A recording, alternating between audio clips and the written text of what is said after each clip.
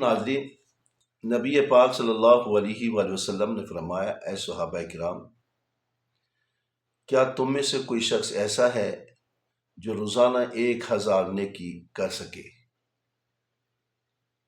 صحابہ کرام رضوان اللہ اجمعین میں سے کسی نے دریافت کیا کہ ہم میں سے کوئی شخص 1000 نیکی کیسے کر سکتا ہے؟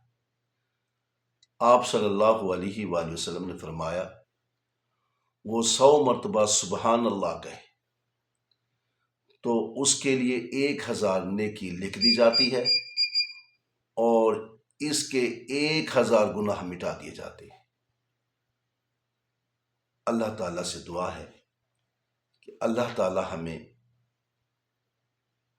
ان نیکیاں کرنے کی توفیق عطا فرمائے۔